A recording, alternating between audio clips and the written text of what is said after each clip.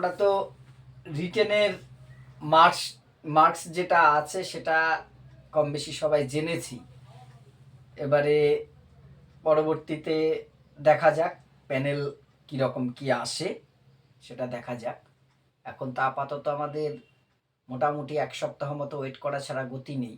এক সপ্তাহ হয়তো নয়। Good evening. হ্যাঁ, গুড ইভিনিং অনামিকা চৌধুরী, গুড ইভিনিং সবাইকেই। রাজিয়া খাতুন, আজকে আমাদের কমিশনগুলো যেটা আছে, স্বাধীন ভারতের কমিশনগুলো নিয়ে একটু আলোচনা করবার কথা আছে। হ্যাঁ, প্রীতিকণা গুড ইভিনিং। স্বাধীন ভারতের যে কমিশনগুলো আছে সেগুলোর থেকে একটু আলোচনা করার কথা আছে। আর এগুলোর স্টার্টিংগুলো আমরা কিভাবে করব, কারণ আমি বলেছিলাম যে কমিশন আমাদের কিন্তু একটা খুব কমন জিনিস ডেমনস্ট্রেশনের জন্য। ডেমনস্ট্রেশন শুধু নয়, ইভ্যালুয়েশনের পরে যদি সবচেয়ে বেশি কোনো জায়গা থেকে কমন প্রশ্ন ধরার থাকে, তার মধ্যে অন্যতম একটি হচ্ছে আমাদের এই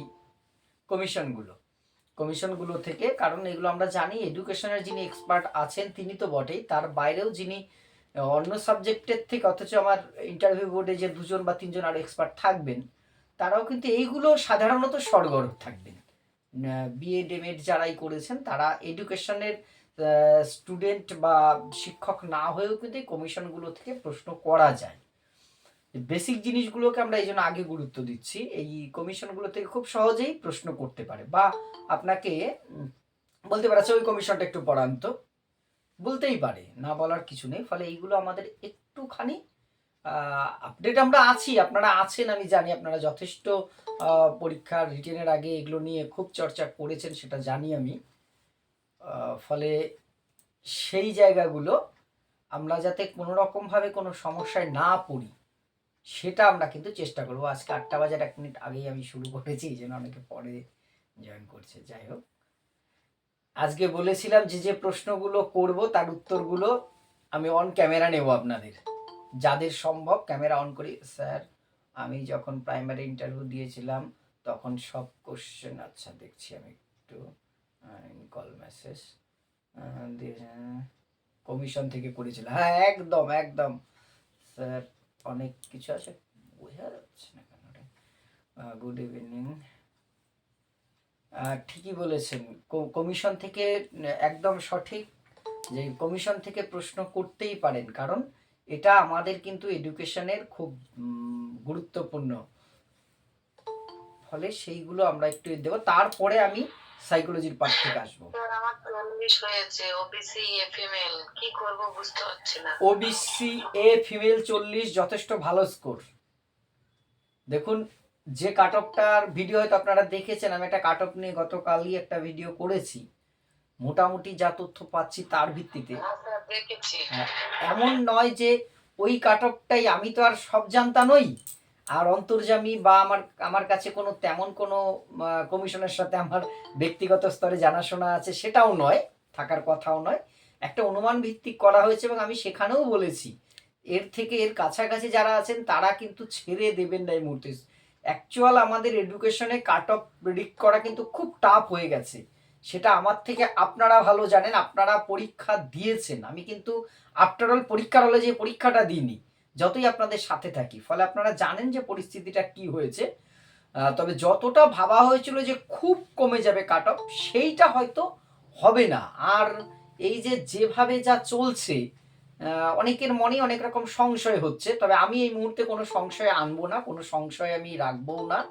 কারণ আমি একজন প্রার্থী হিসেবে আমার মাথায় এটাই যেন থাকে যে আমাকে ইন্টারভিউটা ফেস করতে হবে। পার্সোনালিটি টেস্টটা, স্যার অনেক কিছু আলোচনা হয়েছে, না অনেক কিছু আলোচনা হয়নি, জাস্ট শুরু করেছি। 17 তারিখ কি জানতে পারবো কি না? হ্যাঁ, 17 তারিখ মোটামুটি জানা যাবে। 17 তারিখ নয়, কমিশনের মানে যা এখন অব্দি 17 তারিখের আগে জানা যাবে। 17 তারিখ থেকে তো ভেরিফিকেশন ডেট সম্ভবত হয়ে যাবে, তার আগেই। আজকে 9 তারিখ, অর্থাৎ আমরা কিন্তু নেক্সট উইকে সব জেনে যাব। 12 তারিখ একটা কোর্টে মুভ আছে। এবার দেখুন, এখানে একটা ব্যাপার আছে, হাইকোর্ট যা রায় দিক না কেন, যার বিপক্ষেই যাবে সে বা তারাই কিন্তু সুপ্রিম কোর্ট বা ডিভিশন বেঞ্চ যাবে, এটাই স্বাভাবিক, এটাই কিন্তু স্বাভাবিক। তবে আলটিমেটলি এটা করে করে 31শে ডিসেম্বরের মধ্যে কতটা নিয়োগটা কমপ্লিট করা যাবে সেটাই সংশয় তৈরি হচ্ছে। তবে আমরা ধরে নেব 31 তারিখের মধ্যে নিয়োগটা হবে। যেভাবে চলছে আমরা যেন নিজের পালসটাকে ছেড়ে না দিই, আমাদের যেভাবে আমরা চলছি যে রিদমটায় সেটাকে যেন আমরা ধরে রাখি, এইটা কিন্তু আমার আপনাদের কাছে অনুরোধ থাকলো প্রথমেই। বিভ্রান্ত হয়ে আমরা ছেড়ে দেব সেটা যাতে না করি। আচ্ছা, মাত্র 3টে কোশ্চেন অ্যান্সার চেঞ্জ। হ্যাঁ, 3টে কোশ্চেন অ্যান্সার চেঞ্জ। দেখুন এটা কিন্তু আমি আগেও অনেকবার বলেছি যে 47 জেনারেল এনি চান্স। আপনি খুব ভালো প্রিপারেশন নিন, ইন্টারভিউ আপনাকে ফেস করতে হবে। সুধৃতি বিশ্বাস, যদি খুব মানে বিশেষ কিছু পরিবর্তন না হয় আপনাকে কিন্তু ইন্টারভিউ ফেস করতে হবে। খুব ভালো স্কোর 47, যথেষ্ট ভালো স্কোর যদি সব ঠিকঠাক থাকে। এবার দেখুন এখন অবধি সম্পূর্ণ স্বচ্ছতা নেই, মানে স্বচ্ছভাবে বলা যাচ্ছে না। কেন বলছি, কারণ এখনো পর্যন্ত তো ক্লিয়ার কাট অফটা কি হতে পারে সেটা স্পষ্ট। আপনি আপনার স্কোরটাই শুধু দেখতে পেরেছেন, আপনি কিন্তু নিজের স্কোরটাকে কম্পেয়ার করতে পারছেন না অন্য কারোর সাথে। ফলে সেটা এই মুহূর্তে তো ভবিষ্যৎবাণী স্যার জেনারেল ফিমেল 42, আপনি অভিষিক্তা ভৌমিক 42ও কিন্তু সম্ভাবনাময় স্কোর রয়েছে। কাট অফ অনেক নিচেও নেমে যেতে পারে, কিন্তু যেহেতু পোস্ট কিছু বাড়বে, আজকে এটা নিয়ে বললাম আমি একটা ভিডিওতে, আপনারা অনেকেই দেখেছেন হয়তো, যে সেখানে কিন্তু 700-800 পোস্ট বাড়বে বলে একটি নিউজ বেরিয়েছে। সেখানে 43 জেনারেল চান্স আছে। 43 তো মোটামুটি সেফ স্কোর বলা যাচ্ছে এখনো পর্যন্ত। দেখুন অনুমান, কিন্তু আমি বারবার বলছি, যা আমিও যে প্রেডিকশনটা করছি সেখানে 40, 42, 43 এগুলো কিন্তু যথেষ্ট ভালো স্কোর এখনো পর্যন্ত। ফলে স্যার ইডব্লিউএস 42, 40 জেনারেল সম্ভাবনা আছে। আর ইডব্লিউএস 42 যদি বিশেষ কোনো পরিবর্তন না হয় আপনি ইন্টারভিউ অবশ্যই ডাক পাওয়ার কথা। 2 বেড়েছে, বাহ, দেবিকা সরকার 2 বেড়েছে, যাক। ওবিসি বি 45 ফিমেল রেডি হন। 43 ওবিসি বি, আমারটা একটু বলবেন। অবশ্যই ভালো স্কোর, আমি তো ভিডিওতে বলেইছি যথেষ্ট ভালো স্কোর, ঠিক আছে, যথেষ্ট ভালো স্কোর। এবং আপনারা এই আমার এসসি ফিমেল 38 সম্ভাবনাময় স্কোর 38-9 এরকমই যাওয়ার কথা অনুমান করছি আমি স্যার। ওবিসি বি 38 ফিমেল, দেখা যাক। সম্ভাবনা তো অবশ্যই স্যার 45 জেনারেল ফিমেল, কোনো চান্স মানে অবশ্যই 40, 45, 40-এর ওপরে হলে তাদের তো যা আছে ডাক পাবার কথা সব ঠিকঠাক থাকলে। দেখুন আমার যতটুকু যা অনুমান যথেষ্ট ভালো স্কোর। আমি যেটা বলতে চাইলাম যে আমরা যারা এই যে ক্লাসটা করছি একসাথে, এখান থেকে বেশিরভাগ জনাই কিন্তু সফল হয়ে স্কুলে শিক্ষক শিক্ষিকা হিসেবে আমি দেখবো, আমি এটা আশা করছি। আমার খুব বিশ্বাস আপনারা যথেষ্ট প্রস্তুতি নিচ্ছেন। পিডব্লিউডি অনেক কম যেতে পারে, 3 নম্বর 2 নম্বর বেড়েছে অনামিকার আরও। হ্যাঁ, অনামিকার কালকে একটা বোধহয় কমেন্ট আমি দেখলাম, আপনি ওখানে বলেছেন স্কোরটা, আপনার স্কোরটা তো নর্মালি আপনি ডাক পাবেন, বেকার কান্নাকাটি করলেন, আপনি তো ডাক পেয়ে যাওয়ারই কথা। থ্যাংক ইউ স্যার, আশীর্বাদ, একদম আশীর্বাদ, শুভকামনা আমার আছে স্যার। 45 ওবিসি যথেষ্ট ভালো স্কোর। দেখেছেন তো, যখন আমি স্কোরটা বলছি ওখানে এক একজনা কমেন্ট করছেন, না এত স্কোর কেউ পাইনি, যে এখানে আসলে দেখা যাচ্ছে স্কোর আদৌ হয়েছে কি হয়নি। তাহলে 42, 45, 46, 48, 41, 43 এতজনা স্কোর করেছি আমাদের এই কজনার মধ্যেই। তাহলে সারা ওয়েস্ট বেঙ্গলে এই ধরনের স্কোর আছে। অর্থাৎ যতটা ভাবা হচ্ছিল যে এডুকেশনের মধ্যে খুব লো যাবে স্কোর, না, 45 এসসি, আপনি কিন্তু খুব ভালোভাবে প্রিপারেশন নিন। 45 এসসি মানে ভালোভাবে প্রিপারেশন নিন। এবারে মূল জায়গাটায় আসছি, কমিশনগুলো নিয়ে আমাদের কথা বলার ছিল। আচ্ছা, আমি স্যার এসসি 41 খুব ভালো স্কোর, 44 এসসি তো ভালো স্কোর। তাহলে দেখুন এসসি প্রচুর স্কোর আছে।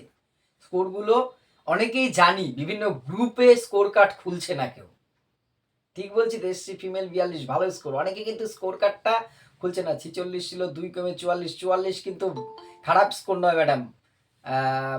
2 কমেছে বলে আপনি এতটুকু 2%ও কিন্তু প্রিপারেশন কমাবেন না, আমার সাজেশন থাকবে এটা।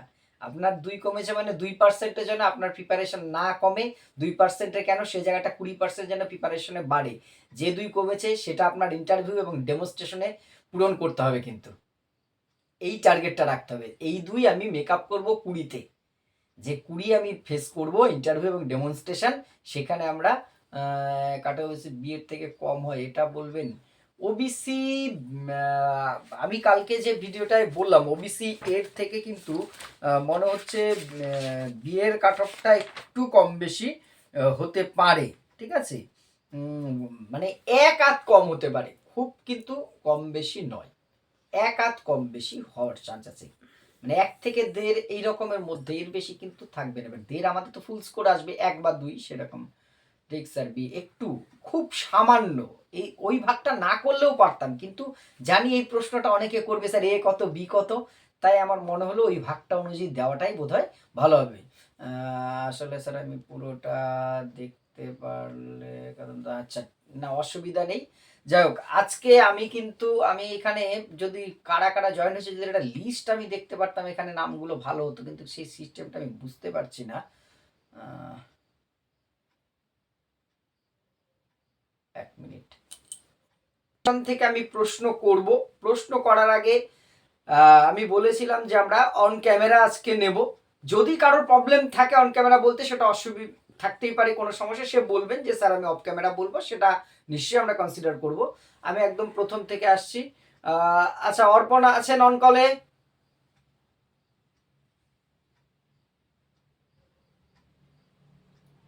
হ্যালো স্যার, আমাকে বলছেন? আপ্রাণ, আচ্ছা আচ্ছা সরি, হ্যাঁ আমার নাম দীপান্বিতা মণ্ডল। ও আচ্ছা আচ্ছা আচ্ছা ঠিক আছে, এবার তাহলে এবার আপনি বলুন ম্যাডাম, সবাই দেখছি আমরা, ধরুন রাধাকৃষ্ণান কমিশন বা বিশ্ববিদ্যালয় শিক্ষা কমিশন আপনাকে পড়াতে বললো ডেমনস্ট্রেশনে, আপনি স্টার্টিংটা বলবেন 1 মিনিটের মধ্যে, স্টার্টিংটা কিভাবে করবেন আপনি বলুন। আমাদের ভারতবর্ষ স্বাধীন হওয়ার পর যখন প্রথম আমি এখানে প্রস্তুতি নিইনি, এটা আমি এমনি নিজে থেকে বলছি। হ্যাঁ নিজের থেকেই বলুন, এইভাবে তো হতে পারে। আমাদের ভারতবর্ষ স্বাধীন হওয়ার পর যখন দেখা গেল যে মানে আমাদের মানে নেতা বা নেতৃত্বের যখন অভাব দেখা দিল, মানে যখন ভারত স্বাধীন হয়নি, মানে যখন পরাধীন ছিল, তখন তো ব্রিটিশরা আমাদের দেশ স্বাধীন, ব্রিটিশরা আমাদের দেশে মানে ঠিক আছে, আমি অন্যদেরটাও শুনুন, আপনি দেখুন, আমিও চেষ্টা করব আমার যেটুকু সাধ্য আছে বলবার, এইভাবে কিন্তু ঠিক আছে চেষ্টাটা করেছেন। আচ্ছা অভিষিক্তা ভৌমিক বলুন, আপনি বলুন অন ক্যামেরা। হ্যাঁ হ্যাঁ আমি আসবো, সিরিয়ালি আসছি, নাহলে গন্ডগোল হয়ে যাবে ম্যাডাম। হ্যাঁ অভিষিক্তা আপনি কি অফ ক্যামেরা বলবেন? ওকে বলতে পারলে বলুন, নাহলে ছেড়ে দিন আজকে। Okay no problem no problem madam বলুন।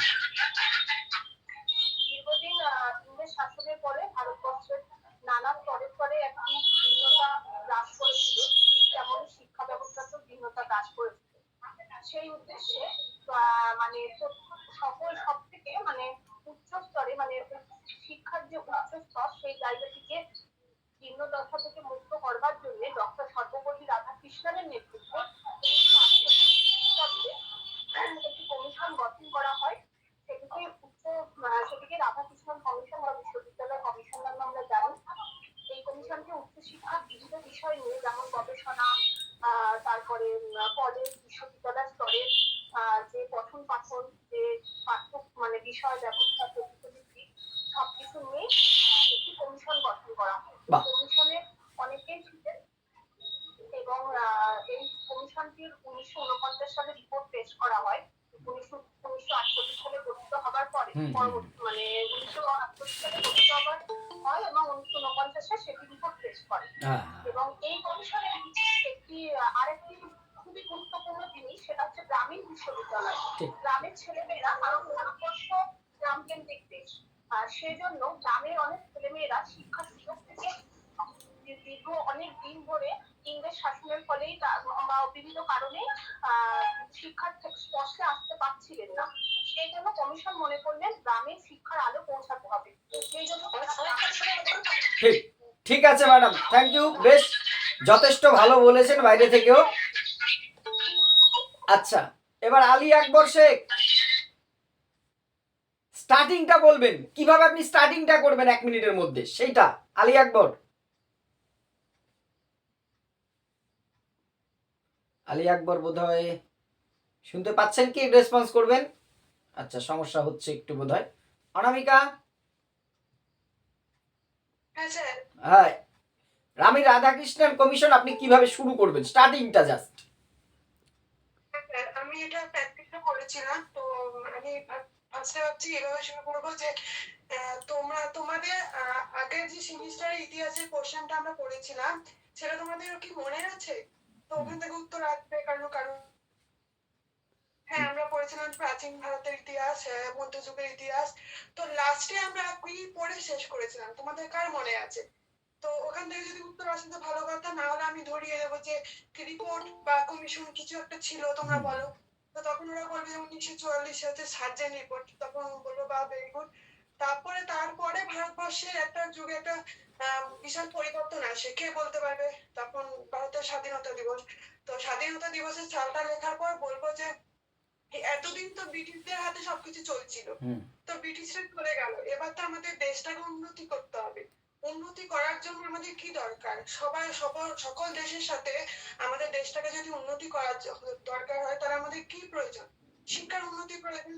তাহলে এত কিছু তো আমাদের আগে যা ছিল সব তো ব্রিটিশদের হাতে ছিল, আমাদের হাতে তো কিছু ছিল না। তাহলে ব্রিটিশরা চলে গেছে, ব্রিটিশরা চলে যাওয়ার পর তো ওরা ওরা ওদের যে জিনিসপত্র ছিল তাতে সবকিছু নিয়ে তো চলে গেছে, তা আমরা কি করব?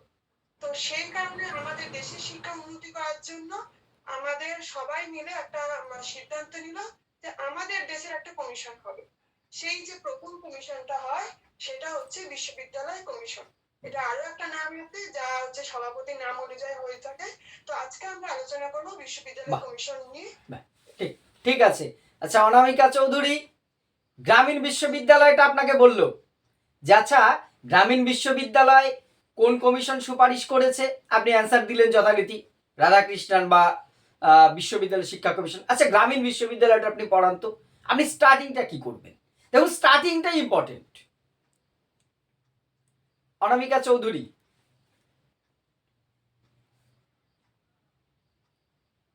শোনা যাচ্ছে? রেসপন্স পাচ্ছি না কিন্তু, কোনো প্রবলেম হয়তো। অনিমা দাস, আপনি গ্রামীণ বিশ্ববিদ্যালয়টা আপনাকে বললো, আপনি যেটা বললাম শুনলেনই তো, কিভাবে স্টার্টিংটা করবেন? স্টার্টিংটা কিন্তু ভেরি ইম্পর্টেন্ট, আমি বারবার বলছি ডেমনস্ট্রেশনে, কিভাবে করবেন? হুম, তো আমাদের আমাদের যে গ্রামীণ বিশ্ববিদ্যালয়টা যেটা বলছেন স্যার, সেটা হচ্ছে বলতে গেলে প্রথমে আমি বলবো যেটা যে আমাদের 1947 সালে যখন ভারতবর্ষ যখন স্বাধীন হয়েছিল, স্বাধীন হওয়ার পর প্রায় 200 বছর ইংরেজরা আমাদের দেশ শাসন করেছিল, সেটা তোমরা প্রত্যেকেই জানো।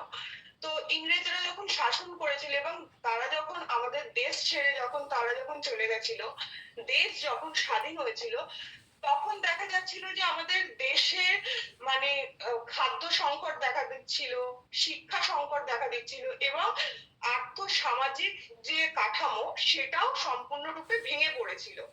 এবং তার সাথে সাথে আমাদের ভারতবর্ষটা তৎকালীন সময় কৃষি ভিত্তিক দেশ বা গ্রাম ভিত্তিক দেশ ছিল, বা এখনো যেটা রয়েছে যে গ্রামকে কেন্দ্র করে। এবার ভারতবর্ষের যে সামাজিক কাঠামো বা অর্থ সামাজিক যে কাঠামো, সেই কাঠামোটাকে যে অর্থ সামাজিক কাঠামো থেকে যা একটা মিনিট স্যার। হ্যাঁ ঠিক আছে, বাচ্চা বোধহয় একটু দুষ্টুমি তো করবেই, স্বাভাবিক।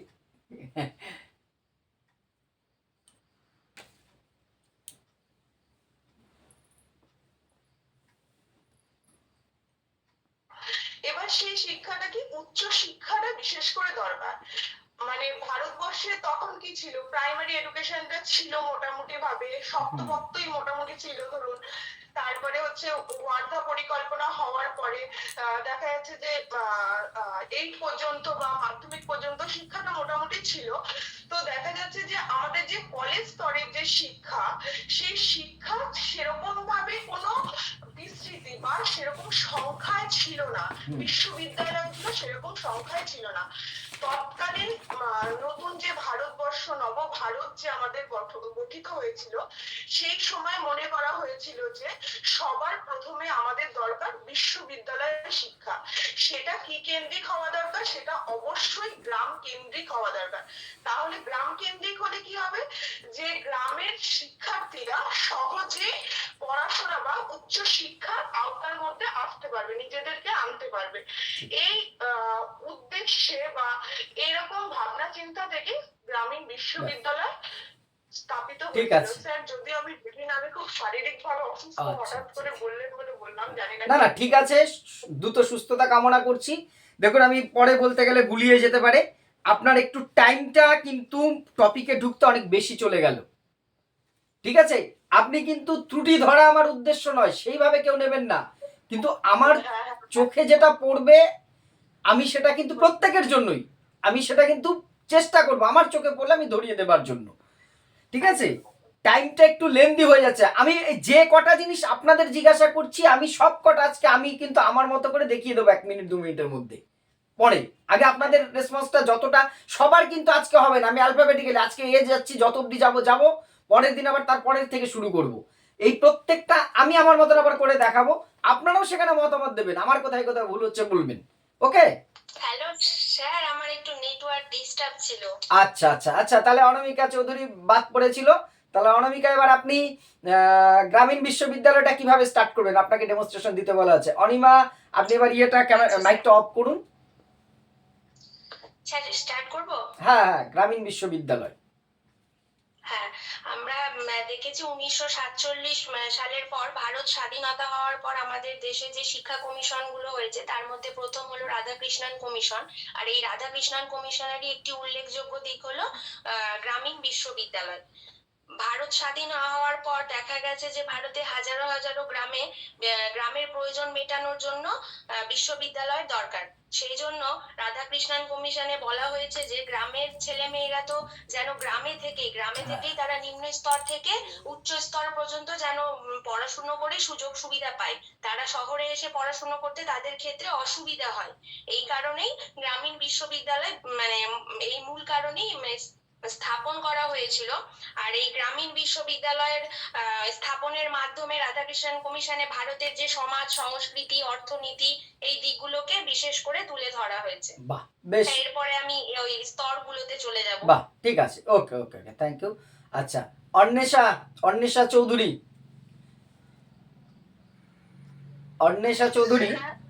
আপনি।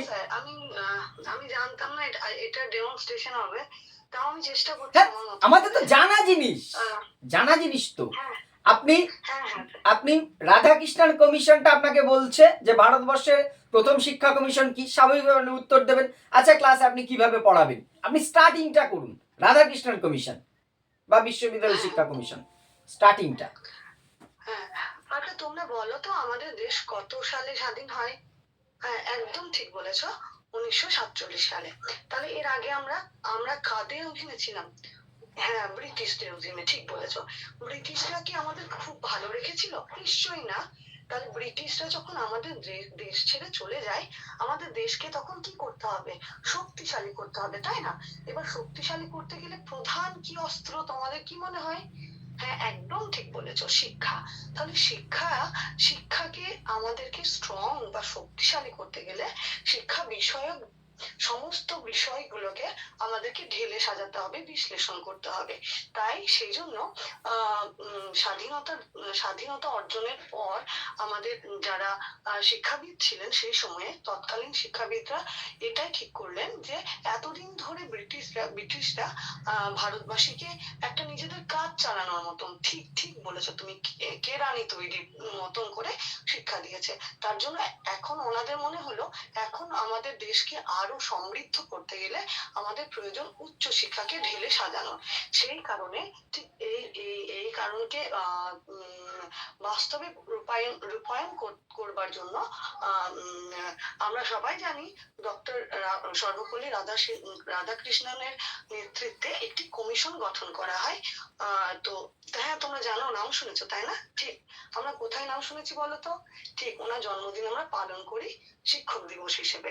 সুতরাং এই এই এই মহান শিক্ষাবিদ তার নেতৃত্বে তিনি তার নেতৃত্বে শুরু করেন বা একটি কমিশন গঠন হয়। সেই কমিশনের প্রধান উদ্দেশ্য ছিল যে উচ্চশিক্ষাকে এবং বিশ্ববিদ্যালয় স্তরকে সুন্দরভাবে ঢেলে সাজানো। ঠিক আছে, আজকে আমরা এই বিষয়টা নিয়ে আমরা আলোচনা করব। বেশ ভালোই বলেছেন, কিন্তু আমরা সবাই জানি যে কমিশন গঠন হয়েছিল না, এটা আমরা সবাই কেন জানবো? আমার 11-এর ছেলেরা জানে না, আমি জানি, আমি টিচার হিসেবে জানি, তাই তো? যদিও ভুলগুলো খুব ছোট ছোট ভুল, কিন্তু এগুলো থাকবে না আমি জানি, কিন্তু এই ভুলগুলো আমার ফট করে কথাটা যেন কেন কানে বিঁধলো, অনেকেই হয়তো তাই মনে হবে। আমি বলেও বুঝতে পেরেছি। স্বাভাবিক, এটা বুঝতে পারারই কথা, ওগুলো হয়ে যায়, ঠিক আছে, বাদ বাকি খারাপ হয়নি, বাদ বাকি ঠিক আছে। আচ্ছা, অরিন্দম সিংহ রায় আছেন? স্যার আমি না বাইরে আছি, মানে ট্রেনে আছি, ওই জন্য একটু অসুবিধা হয়ে যাচ্ছে বলার জন্য। কোনো চাপ নেই, আপনাকে পরের দিন হবে, আমি নেক্সট আসছি। ওকে, অরিত্র পালিত। হ্যাঁ স্যার, অরিত্রা পালিত। অরিত্রা, আচ্ছা, এটা বোঝাতে খুব মুশকিল, স্বাভাবিক।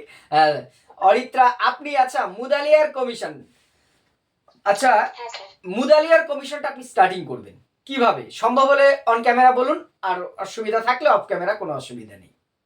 অফ ক্যামেরা বলছি তাহলে। বলুন, ঠিক আছে। আচ্ছা, তোমরা এর আগে শুনেছো, আমরা এর আগে আলোচনা করেছি আগের ক্লাসে, যে একটা আমাদের স্বাধীনতার পরবর্তী প্রথম কমিশন, বিশ্ববিদ্যালয় শিক্ষা কমিশন, যাকে আমরা রাধাকৃষ্ণন কমিশন বলেও জানি, সেই সম্পর্কে আমরা এর আগে আমরা শিখেছি, জেনেছি, তাই না? এরপর আমরা আমাদের স্বাধীনতার পরবর্তী আরেকটি কমিশন সম্পর্কে জানবো, যে কমিশনটার নাম মাধ্যমিক শিক্ষা কমিশন। আচ্ছা, মাধ্যমিক শিক্ষা কমিশন থেকে তোমরা কি বুঝতে পারছো? এটা মাধ্যমিক শিক্ষা কেন্দ্রিক, তাই না? এটা আমরা যে মাধ্যমিক স্তরে, তোমরা এখন ক্লাস 11-এ পড়ো, এর আগে যে তোমরা আগে মাধ্যমিক দিয়েছো, সেই সম্বন্ধীয় একটা কমিশন। এই কমিশনের আর একটা নামও আছে, যেটা সেই কমিশনের সভাপতির নাম অনুসারে তার নাম, ওনার নাম হচ্ছে ডক্টর লক্ষণ স্বামী মোদালিয়ার। সেই মাধ্যমিক শিক্ষা কমিশন আমাদের গঠন করা হয় 1952 খ্রিস্টাব্দের 23শে সেপ্টেম্বর। আমাদের যে প্রথম পঞ্চবার্ষিকী পরিকল্পনা ছিল, আচ্ছা সেই সম্পর্কে আমরা পরে জানবো, পঞ্চবার্ষিকী পরিকল্পনা, সেই 1952 সালে এই কমিশন গঠন করা হয়।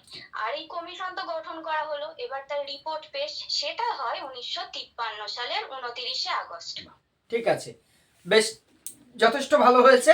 আর আমারটা ঠিক ছিল না, আরো একটু খুব শর্টে বলে দিই। না অসুবিধা নেই, আমি কোনো ত্রুটি ধরা পড়লে আমার মনে হলে আমি সেটা তো কারেকশন করার চেষ্টা করছি। হ্যাঁ, এই যে হ্যাঁ, আচ্ছা, অরিত্রা যেটা বললেন সব ঠিক বলেছেন, কিন্তু একটা জায়গায় একটু কানে বিঁধলো, যে মাধ্যমিক মানে তোমরা যে মাধ্যমিক পাস করে এসছো সেটাই মাধ্যমিক কেন হবে? 11-12টা কি মাধ্যমিক নয়? হ্যাঁ স্যার, আমার ওটা আমি নিজে বুঝতে পারলাম। তাই তো, উচ্চ মাধ্যমিক, অর্থাৎ আমরা যে স্তরে রয়েছি মাধ্যমিক, আপনি পারলে সেখানটাই কয়েক সেকেন্ডে বলে দিন, এইটাও কিন্তু মাধ্যমিক, নিম্ন মাধ্যমিক, উচ্চ মাধ্যমিক। দেখেছো তোমরা মাধ্যমিক পাস করে এসছো মানে 11 মানে তো বা 12 মানে তো মাধ্যমিকের বাইরে নয়। ওকে, হ্যাঁ, কারণ এই কাউন্টার প্রশ্নটা আপনাকে করে ফেলতে পারে তো এক্সপার্ট। আচ্ছা, তাহলে 11টা কি মাধ্যমিকের বাইরে ম্যাডাম? ব্যাপারটা কেমন হয়ে যাবে? ওকে, এই ছোট এগুলোই, এই জন্যই আমি চাইছি একটু আপনাদের এই দেখুন, এই আজকে এই ক্লাসটায় কি হচ্ছে, আমার মনে হচ্ছে আপনাদের যদি দ্বিমত থাকে বলবেন, দুটো জিনিস একসাথে হয়ে যাচ্ছে। এক, আপনার ডেমনস্ট্রেশনটা একটু দেখে নিচ্ছি একদম লাইভ, সাথে সাথে আমাদের কিন্তু বিষয়গুলো চর্চা হচ্ছে। আমাদের তো মেন ছিল কমিশন থেকে প্রশ্ন উত্তরও আমি আসবো যতটা সম্ভব হয়, আমি এইভাবে করেই আশা করছি কিছুটা আগানোর চেষ্টা করবো। আচ্ছা, আশিস নন্দী, ওকে, থ্যাংক ইউ, ওয়েলকাম। হ্যাঁ স্যার, একটা কোয়েশ্চেন ছিল, ওটা আমার একটু কানে লাগলো। উনি বলেছিলেন তোমরাও ক্লাস 11-এ এখন যে পড়ছো, কিন্তু এরকম স্যার থার্ড সেমিস্টারে, তার মানে এটা ক্লাস 12 হবে। 12 হবে, দেখতে হবে না? হ্যাঁ, এটা একটু খেয়াল করতে। হ্যাঁ, আশিস নন্দী, কে প্রশ্ন করছেন? স্যার স্যার একটা প্রশ্ন ছিল স্যার। বলুন বলুন। স্যার বলছি যে স্যার এই মুদালিয়ার কমিশন স্যার ওই ইন্টারমিডিয়েট কোর্স মানে 11-12 অ্যাবলিশ করার কথা বলেছিল না স্যার, বাদ দেওয়ার কথা? বাদ দেওয়ার কথা বলতে 11 স্তর পর্যন্তটাই মাধ্যমিক হবে, 9 থেকে 11টা উচ্চ মাধ্যমিক হয়ে যাবে। 12টাকে বাদ দেওয়া, দশম শ্রেণীযুক্ত যে বিদ্যালয়গুলো, সেই বিদ্যালয় থেকে যারা পাস করবে তারা 1 বছরের একটা কোর্স করে, PU course, pre university course করে কলেজ বা বিশ্ববিদ্যালয়ে ভর্তি হবে। 12+2 স্তরটা অ্যাবলিশ হয়ে যাবে। 11 শ্রেণীযুক্ত স্কুল হবে, মাধ্যমিক শিক্ষা হবে। 9 থেকে স্ট্রিম ভাগ হবে, সপ্তপ্রবাহ। 9, 10, 11 হবে উচ্চ মাধ্যমিক। এবারে যেগুলো দশম শ্রেণীযুক্ত বিদ্যালয়, তাহলে তারা কি করবে? তারা তো তাহলে বিশ্ববিদ্যালয়ে ভর্তি হতে পারবে না। তাদের জন্য 1 বছরের একটা কোর্স হবে, সেই কোর্সটা করে তারা কলেজে ভর্তি হবে। পিইউ কোর্স, এটা প্রি ইউনিভার্সিটি কোর্সের কথা বলা হয়েছে। 5+3+3 অথবা 4+4+3, এই ছিল আমাদের মুদালিয়ার কমিশনের কাঠামোটা। ওকে? হ্যাঁ স্যার। আচ্ছা আচ্ছা আচ্ছা আচ্ছা আচ্ছা, কাকে বলছিলাম দেখতে পাচ্ছি না। আচ্ছা, অসীমা ঘোষ। আচ্ছা, সপ্তপ্রবাহটা আপনাকে পড়াতে বললে কিভাবে পড়াবেন? পারা যাবে? হ্যাঁ স্যার, চেষ্টা করছি। পারবেন তো অবশ্যই, হ্যাঁ বলুন। সবাই কিন্তু অফ ক্যামেরা হয়ে যাচ্ছেন, আমি কিন্তু আগের দিন বলেই দিয়েছিলাম যতটা চেষ্টা করব আমরা অন ক্যামেরা, কারণ আই কন্ট্যাক্ট একটা বড় ব্যাপার। সবাই অসুবিধা যারা আছে সে অফ করে রাখুন, অসুবিধা নেই। স্বাধীন ভারতের প্রথম কমিশনের নাম তোমরা জানো? হ্যাঁ ঠিক বলেছো, রাধাকৃষ্ণন কমিশন। কত খ্রিস্টাব্দে হয়েছিল বলো তো? হ্যাঁ, 1948 খ্রিস্টাব্দে। তো রাধাকৃষ্ণন কমিশনে তো বিশ্ববিদ্যালয়ের উপর গুরুত্ব দেওয়া হয়েছিল, যে তারপরে ওইখানে দেখা গেছিল যে মাধ্যমিকের যে স্কুলগুলো আছে সেগুলোতে কিছু দুর্বল জায়গা আছে, সেগুলো পূরণ করার জন্য পরে মুদালিয়ার কমিশন এসেছিল 1952 খ্রিস্টাব্দে। আর এখানে পাঠ্যক্রমের উপর একটা বিশেষ নজর দেওয়া হয়েছিল, কারণ সবাই প্রায় একই স্ট্রিমে প্রবেশ করছিল শিক্ষার্থীরা। এর জন্য পাঠ্যক্রমের মধ্যে একটু ভ্যারাইটি আনার জন্য বিভিন্ন ধরনের সাবজেক্ট আনা হয়েছিল, এবং এই সাবজেক্ট পছন্দ করার উপরেও গুরুত্ব দেওয়া হয়েছিল, যে সবাই 3টে এখানে ভাষাকে গুরুত্ব দেওয়া হয়েছিল। তার সাথে সবাই নিজের পছন্দ মতো সাবজেক্ট নিতে পারবে, ঠিক, যেটা ক্লাস 9 এর পরে এই সাবজেক্ট চুজ করার বিষয়টা ছিল। ঠিক আছে, সপ্ত প্রবাহ বিষয়টাকে একটু এক্সপ্লেন করবেন এখানে। মানে সপ্ত মানে 7টা প্রবাহ আছে, তার জন্য নামটা হলো। ইংরাজি টার্মটা এখানে ইউজ করবেন 7 স্ট্রিম। স্ট্রিম মানেটা বোঝাবেন যে আমরা যে তোমরা যেমন আর্টস, কমার্স, সায়েন্স দেখেছো, তোমরা তার মধ্যে আর্টসটাকে চুজ করেছো। বিষয়টাকে ছেলে মেয়েদের সাথে মিলিয়ে দেওয়ার চেষ্টা করবো আমরা, তাহলে কিন্তু তারা বুঝবে।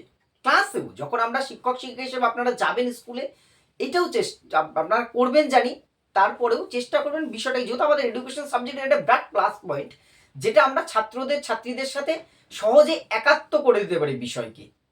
স্ট্রিমটা কি, 3টে স্ট্রিম এখন রানিং আছে, সেটা কি করে 7টা, তার থেকে যে সাবজেক্ট চুজ, এই বিষয়টাকে গুরুত্ব দিন। আপনি এটা পড়াতে চেয়ে রাধাকৃষ্ণন কমিশনে যাওয়ার দরকার নেই। যদি ভূমিকায় বলতেই হয় মুদালিয়ার বলুন, ওকে? কারণ আমি মুদালিয়ার নিয়ে বলুন যে আমরা তো আগের দিন পড়েছিলাম মাধ্যমিক শিক্ষা কমিশন এত সালে তৈরি হয়েছে, পড়েছো, তাহলে সেখানে পাঠ্যক্রম নিয়ে একটা কিন্তু নতুন একটা বিষয় বলেছে, সেভাবে করে যে কোনো আপনার মতন করে ঢুকুন। ওভারঅল আপনার বলা বাচনভঙ্গি ঠিক আছে, সে নিয়ে আমি কোনো প্রশ্ন করছি না। আচ্ছা, এ দিয়ে যে কজন ছিলেন মোটামুটি বলা হলো। আর একটু আগাই, তারপরে কোশ্চেন অ্যান্সারে আসবো আমি। বর্ণা ঘোষ,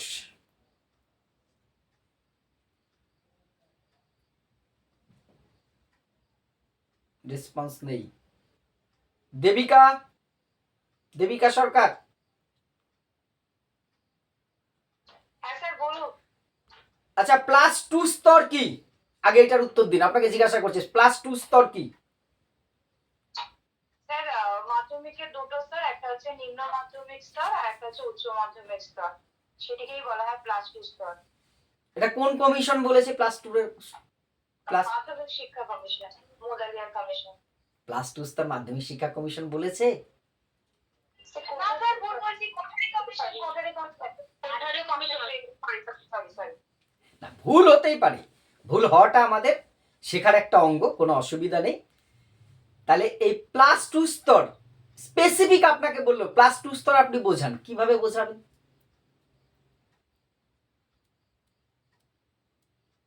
দু তিন মিনিট যদি আপনাকে ক্লাস করতে বলে, আপনি এখানে 1 মিনিটের মধ্যে এটা কি শুধু এটুকু বলেই ছেড়ে দেবেন? দেখুন ছোট, মানে পুরো ফুল ডেমনস্ট্রেশন অনুযায়ী কি আমি বলবো সেটা? আপনি স্টার্টিংটা কিভাবে করবেন? দেখুন 4-5 মিনিট তো সময় সবাইকে দেওয়া সম্ভব না, বুঝতেই পারছেন। হ্যাঁ, আপনি স্টার্টিংটা কিভাবে করবেন? প্লাস টু স্তর আপনাকে বোঝাতে বললো, পড়াতে বললো, বলতেই পারে। আচ্ছা, হ্যাঁ, হ্যাঁ।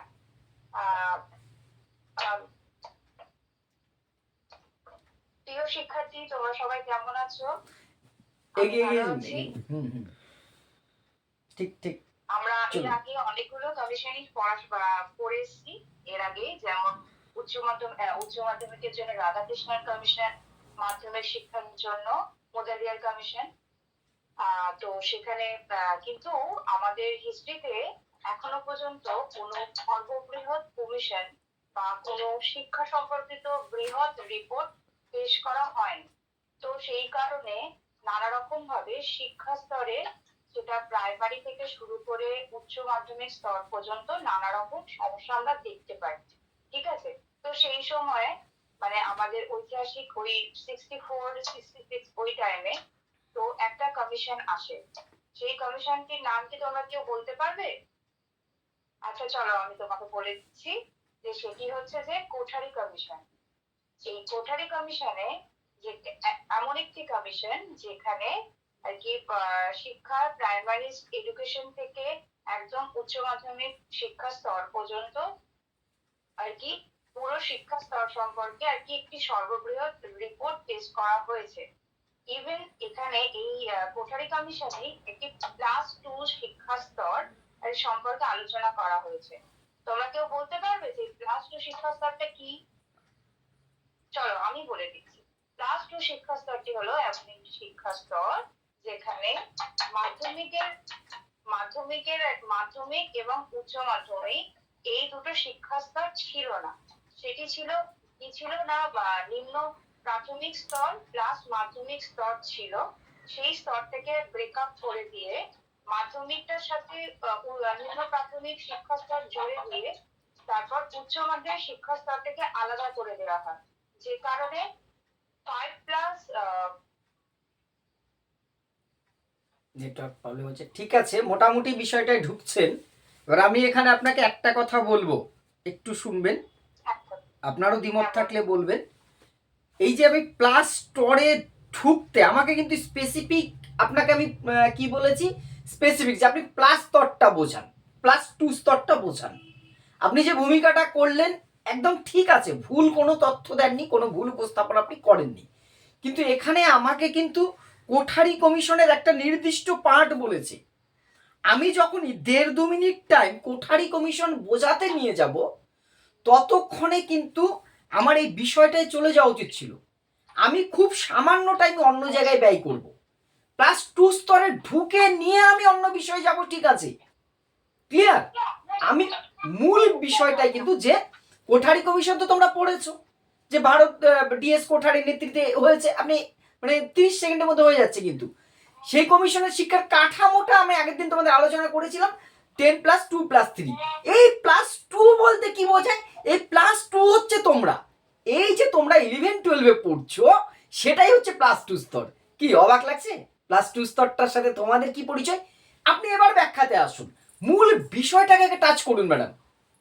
এটা আমি সবাইকে উদ্দেশ্য করেই বলবো, মানে যে বিষয়টা আমাকে পড়াতে বলেছে, আমি আগে বিষয়টাই বায়োমেট্রিক অ্যাটেন্ডেন্সটাকে দিয়ে নেব যে আমি আছি, তারপর অন্য কাজ করব। ওকে, এইটা কিন্তু আমাদের মাথায় রাখতে হবে। যত দ্রুততার সাথে স্বল্প সময়ে আমি বিষয়টাকে টাচ করব, সেটা কিন্তু আমার জন্য ভালো হবে ডেমনস্ট্রেশনে। এইটা একটু মাথায় রাখবেন। যদি আমি বলতে বলতে বলতে বলতে 1.5-2 মিনিট টাইম চলে গেল, বলে বসলো ঠিক আছে ওকে। তখন কিন্তু আপনার আফসোস আছে, আমি তো বিষয় বলতে পারবো, আমি তো জানি, আপনি জানেন সেটা, সবাই আমি জানি, আপনিও জানেন, কিন্তু সেটা যাতে না হয়, যতটা অল্প সময়ে বিষয় ঢুকতে যায়। আমি চেষ্টা করবো, আসছি আর 2-3 জনকে আমি ইয়ে করে তারপরে পেছন দিক থেকে একদম জেড থেকে আসবো কোশ্চেনিং এ, যেহেতু এ থেকে আমি ডেমনস্ট্রেশনটা ডাকলাম, বাকিরা চুপচাপ বসে থাকবে, সেটা তো হতে পারে না। আচ্ছা, এডুকেশন, একদম শিক্ষা বিজ্ঞান, মানে নিশ্চয়ই ওনার নাম নয়, এটা ওই চ্যানেলটা বা তার ইয়ের প্রোফাইলটার নাম এডুকেশন। রেসপন্স পাচ্ছি না। হ্যাঁ স্যার একটু ইয়ে করছে স্যার, ক্লাস 2 যেটা বললেন সেটা তো স্যাডলার কমিশনও বলেছিল, তো না। ওখান থেকেও তো স্টার্ট করা যেত নাকি, না ইন্টারমিডিয়েট? না না, আপনাকে তো স্পেসিফিক যদি সেভাবে বলে কোন কমিশন বলেছে, সাধারণত বললে আপনি স্বাধীন ভারতের দিকেই থাকবার চেষ্টা করবেন। এবার যদি তখন আপনাকে বলে স্যাটেলাইটও বলেছে, তাহলে আপনি স্যাটেলাইট পড়িয়ে দেবেন। কিন্তু স্বাধীন ভারতের প্রথম তো আমাকে এটা কোঠারি বলেছে, এবং সেই স্ট্রাকচারটাই তো আমাদের চলছে মোটামুটি। 2020-তে এসে চেঞ্জ হলো, নতুন শিক্ষানীতিতে কিছুটা পরিবর্তন এসছে কাঠামোর, তার আগে অব্দি তো এই কাঠামোটাই চলছিল। জাতীয় শিক্ষানীতিতে ওই কাঠামোর পরিবর্তন আসেনি সেভাবে করে 86-তে। আচ্ছা, এডুকেশন যিনি আছেন রেসপন্স করলেন না, এডুকেটর এ রয়,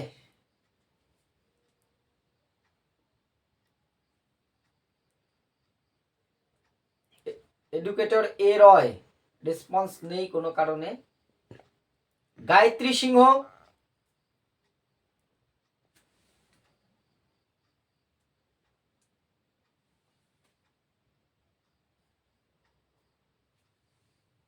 রেসপন্স পাচ্ছি না কিন্তু। হরি, হ্যাঁ স্যার। আচ্ছা, এর মধ্যে থেকেই কমন বিষয়গুলোর মধ্যে থেকেই থাকছি। আচ্ছা, ইয়েটা যদি আপনাকে বলে যে বহুমুখী উদ্দেশ্য সাধক বিদ্যালয় কোন কমিশন বলেছে? মাল্টিডিসিপ্লিনারি। হ্যাঁ, স্যার রাধাকৃষ্ণন কমিশন। না না, কমিশন। বহুমুখী, বহুমুখী মাল্টিপারপাস। রাধাকৃষ্ণ। এটা মুদালিয়ার হবে স্যার, এটা এগ্রিকালচার, টেকনিক্যাল, কমার্শিয়াল ওইগুলো। হ্যাঁ, যে একটা বিশেষ স্কুলের কথা বলেছে, সপ্তপ্রবাহ তো বলেছে, তার সাথে একটা বিশেষ স্কুলের কথা বলেছে, সেটা হচ্ছে বহুমুখী উদ্দেশ্য সাধক বিদ্যালয়, মাল্টিপারপাস স্কুল। এটা নিয়ে আপনাকে ডেমনস্ট্রেশন আজকে বলছি না, এটা একটুখানি দেখে নেবেন, ঠিক আছে, একটু দেখে নেবেন এটা। একবার বলি স্যার, একবার বলবো স্যার? হ্যাঁ বলুন, বলুন, বলতে পারলে আমরা স্যার, আমরা এমন স্কুল দেখেছি যে স্কুলে যে কোনো একটি বিষয় সম্পর্কেই শিক্ষাদান করা হয়, কিন্তু এই কমিশন এটা বলেছিলেন যে একটা স্কুলকে শুধুমাত্র একটা উদ্দেশ্য সাধনের জন্য ব্যবহার না করে ওই স্কুলের মধ্যে আরো বিভিন্ন বিষয়কে যদি পড়ানো যায় বা অনেকগুলো কোর্স একসাথে অফার করা যায়, এটাই হচ্ছে স্যার মাল্টিপারপাস। একদম খুব খুব সংক্ষেপে খুব ভালো উপস্থাপন করেছেন আপনি। এখানে একটা জিনিস আপনি একটু টাচ দিয়ে দেবেন, সপ্তপ্রবাহ অনুযায়ী, তাই তো বলেছিল, সপ্তপ্রবাহ বলেছে পাঠ্যক্রমের ক্ষেত্রে মুদালিয়ার কমিশন, আর সেটা অ্যাপ্লাই করার জন্য মাল্টিপারপাস স্কুল। যে সপ্তপ্রবাহর কথা বলেছিলেন 7টা স্ট্রিম, সেই 7টা স্ট্রিমই কিন্তু এখানে থাকবে। তাহলে আপনার কি হলো, মাল্টিপারপাস স্কুলটা পড়াচ্ছেন, আপনার কিন্তু 7 স্ট্রিমটাকে টাচ করা হয়ে গেল। আপনাকে যারা ইভ্যালুয়েশন করছে তারা কিন্তু বুঝতে পারছে যে ইনি সবটাই জানেন। আর এই স্কুলগুলোর একটা কমন বৈশিষ্ট্য কি কেউ বলতে পারবেন, সবচেয়ে গুরুত্বপূর্ণ বৈশিষ্ট্য কি? এই মাল্টিপারপাস স্কুলগুলোর একটা ইম্পর্টেন্ট যেটা ক্যারেক্টারিস্টিক ছিল, শিক্ষা যোগ্যতা, রুচি, সামর্থ্য, চাহিদা অনুযায়ী শিক্ষাদান। হ্যাঁ, শিক্ষা গ্রহণ করতে পারবে, প্লাস এই স্কুলগুলো শিল্প কারখানার কাছাকাছি তাদের সাথে সম্পর্কিত হবে। আমি ক্লাসে বলেছিলাম এটা যখন, হ্যাঁ স্যার, হ্যাঁ স্যার, মনে আছে। তাই না? প্রয়োজনে বলেছিল না যে প্রয়োজনে আইন প্রণয়ন করতে হবে যাতে এই শিক্ষার্থীরা ওই কলকারখানায় যে হাতে কলমে মেশিনের প্র্যাকটিক্যাল এডুকেশনটা নিতে পারে, তাই তো? আইন প্রণয়নের কথা। হ্যাঁ হ্যাঁ, একদম একদম, আপনার বাচন ভঙ্গি এবং উপস্থাপনটা খুব আমার আকর্ষণীয় লেগেছে, বেশ ভালো বলেছেন কিন্তু সংক্ষেপে, কিন্তু এই বিষয়গুলোকে একটু টাচ করে যাব। এইবার নেক্সট আসছি জয়শ্রী প্রতিহার, আর 2-3 জনকে নেব আজকে, তারপরে কোশ্চেনিং এ আসবো। জয়শ্রী আপনি বলুন, গ্রামীণ বিশ্ববিদ্যালয়টা স্টার্টিং করবো কি করে? আচ্ছা স্যার চেষ্টা করছেন। হ্যাঁ আচ্ছা চেষ্টাই। তোমরা আচ্ছা তোমরা তো কোথায় পড়তে এসেছো? স্কুলে। আচ্ছা এরপরে তোমরা স্কুল থেকে পাস করে কোথায় যাবে? আচ্ছা কলেজে। আচ্ছা তারপরে হ্যাঁ ঠিক বলেছো, ইউনিভার্সিটিতে পড়তে যাবে। আচ্ছা এই যে ইউনিভার্সিটি তো সব থেকে টপে আছে, তো এর যে কার্যকর্ম করার জন্য কিন্তু বহু বছর আগে 1948 থেকে 1949 সালে একটি কমিশন গঠন হয়, যার ফলে সমস্ত কাজ একজন টপ মানে ইউনিভার্সিটি যা সব কাজ করে সেই এই কমিশন নাম হচ্ছে ইউনিভার্সিটি কমিশন। তার সভাপতি ছিল হ্যাঁ ডক্টর শারদ ঠাকুর। উনি কিন্তু এই ইউনিভার্সিটি কমিশনের ব্যাপারে বলতে গিয়ে একটি বিশেষ বিশ্ববিদ্যালয়ের কথা উনি উল্লেখ করেন, সেইটি হচ্ছে গ্রামীণ বিশ্ববিদ্যালয়। এবং এই গ্রামীণ বিশ্ববিদ্যালয়গুলো ওই জনতা কলেজ জনতা কলেজের Yes. মাধ্যমে কিন্তু তিনি করতে চেয়েছিলেন। সেটা কিরকম? তিনি দেখেছিলেন যে এই যে আমাদের বলতো যে শহরে এবং গ্রামের পার্থক্য আছে এডুকেশনের ক্ষেত্রে এবং কিরকম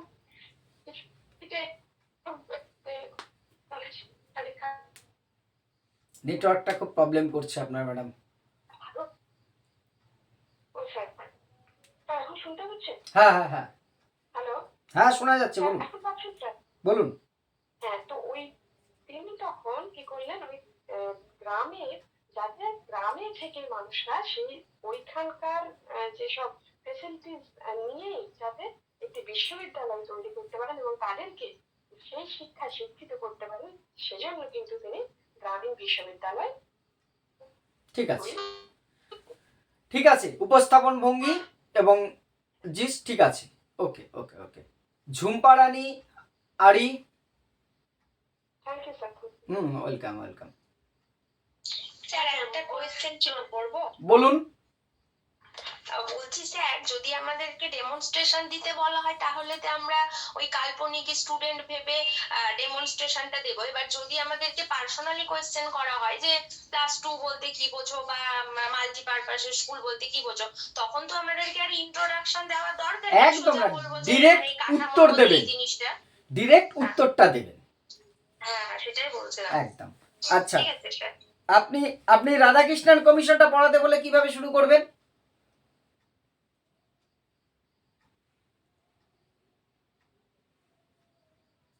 স্যার আমি একটু চেষ্টা করছি, সেরকম হয়নি। প্রথমত বলবো যে গুড মর্নিং, তোমরা সবাই কেমন আছো? আচ্ছা আমাদের তো আজকের থার্ড সেমিস্টারের প্রথম ক্লাস, অনেকদিনের পরেই দেখা। তাহলে গল্প বলে নে। আচ্ছা আমরা যে পরাধীন ভারতের দেশকে জেনেছিলাম, সেটা আমরা লাস্ট কোথায় শেষ করেছিলাম বলতো? হ্যাঁ ঠিক বলেছো, আমরা সার্জেন্ট রিপোর্টেই শেষ করেছিলাম, তাই তো? তারপরে যখন আমাদের আচ্ছা ভারত আমাদের স্বাধীন হলো কখন? না 1940 সালের 15ই আগস্ট, তাই তো? তাহলে 15ই আগস্ট স্বাধীন হওয়ার পরে তখন কি ইংরেজরা কি আমাদের দেশে থাকলো না চলে গেল? হ্যাঁ ইংরেজরা তখন চলে গেল। চলে যাওয়ার পরে কি আমরা যখন পরাধীন ভারত শিক্ষায় কি দেখেছিলাম যে মানে মানে উচ্চ পদে কি এই ছিল।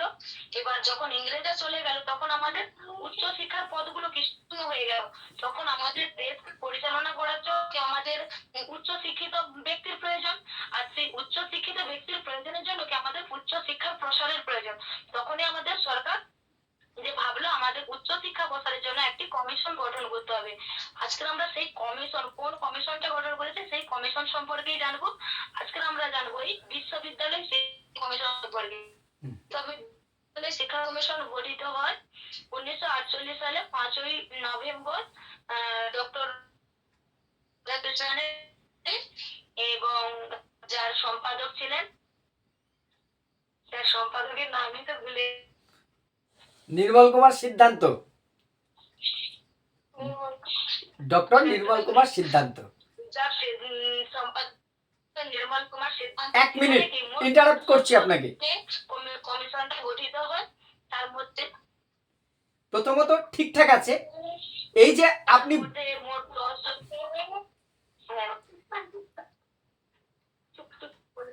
এই যে আপনি ভুলে গেলেন, এই ভুলে যাওয়াটা কিন্তু ক্লাসেও হতে পারে, আপনি ওখানে লাইভ হতে পারে, সবাইকেই বলছি হতেই পারে একটা নাম ভুলে গেছেন, তখন কি করব, আমি সম্পাদকের কথাটা উল্লেখই করব না, আমাকে কে মাথার দিব্যি দিয়েছে সম্পাদক বলতেই হবে, ঠিক আছে, বা কনফিউশন হচ্ছে ওই টাইম হতেই পারি, নির্মল কুমার সিদ্ধান্ত না অনাথনাথ বসু, আমি একটা ফর্মুলা বলেছিলাম শর্টে, নিশ্চয়ই মনে আছে, সিদ্ধান্তে বসে নায়ক, পরপর সিরিয়াল সাজানো আছে এর মধ্যে, সিদ্ধান্তে বসে নায়ক, প্রথমটা হচ্ছে রাধাকৃষ্ণন নির্মল কুমার সিদ্ধান্ত, বসে মানে মুদালিয়ার অনাথনাথ বসু, নায়ক মানে কোঠারির জেপি নায়েক, এই সিদ্ধান্তে বসে না ফর্মুলাটা গন্ডগোল হয়ে যেতে পারে, আপনি বিতর্কে যাবেনই না, ভুল বলা যাবে না, কিন্তু এটা মাথায় রাখবেন, ঠিক আছে, বাদ বাকি ঠিক আছে।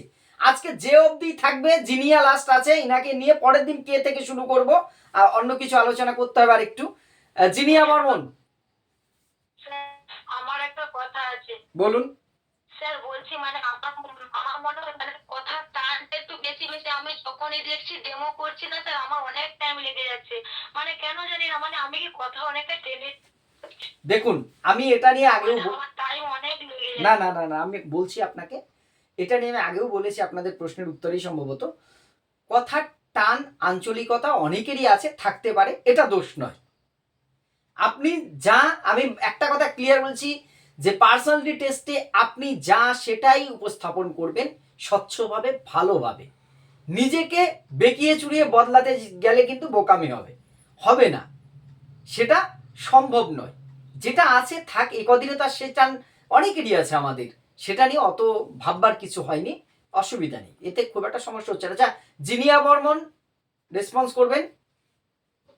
স্যার আছি স্যার, ভিত্তিক হবে তো কোনো অসুবিধা হবে না, হ্যাঁ হ্যাঁ নাম থাকলেও কোনো অসুবিধা হবে না, সেটাই বলছি, সেখানকার সবারই একই থাকবে না সবার নাও থাকতে পারে, অসুবিধা হবে না এতে। আচ্ছা জিনিয়া, আপনার ভিডিওটা অনেকদিন পাঠিয়ে রেখেছিলেন, পেন্ডিং ছিল, পরে দেখেছি আমি। স্যার হ্যাঁ স্যার বলছি একটা রিকোয়েস্ট ছিল, কিছু মনে করবেন না স্যার, বলছি আমাকে যদি আগামী মানে সপ্তাহে যদি একটু বলার সুযোগ দেন, ওকে, আজকে যদি বাদ দেন আমাকে। আচ্ছা ঠিক আছে, দেখুন পরের দিন কে থেকে শুরু হবে, যারা বাদ রইলেন তারা সেদিন মেনশন করবেন, এবার আমি কিছু এখান থেকে প্রশ্ন শেষের দিক থেকে আসবো। স্যার বলছি যে আমার উপস্থাপনা ঠিক ছিল, একদম ঠিক ছিল, যার যেটুকু ত্রুটি আমার চোখে ধরা পড়েছে আমি তো চেষ্টা করলাম, যে কটা জিনিস আপনাদেরকে জিজ্ঞাসা করলাম প্রত্যেকটা জিনিসই 1 মিনিট করে আমি বলে দেবো, তবে পরে, তার আগে আমি একটু কোশ্চেনিং এ এসে নিই। আচ্ছা একদম আমার এখানে শেষে শো করছে তাফসুম খাতুন,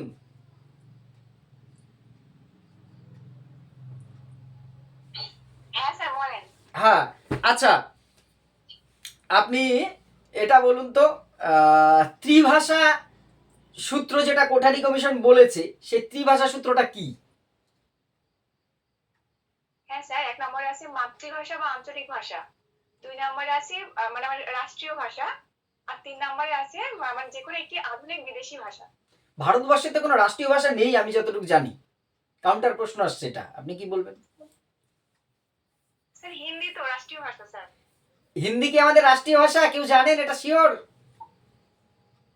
না স্যার হিন্দি রাষ্ট্রীয় ভাষা হিসেবে তো কোনো ভাষাকেই সম্মতি দেওয়া হয়নি। ভারতবর্ষে কোনো রাষ্ট্রীয় ভাষা নেই,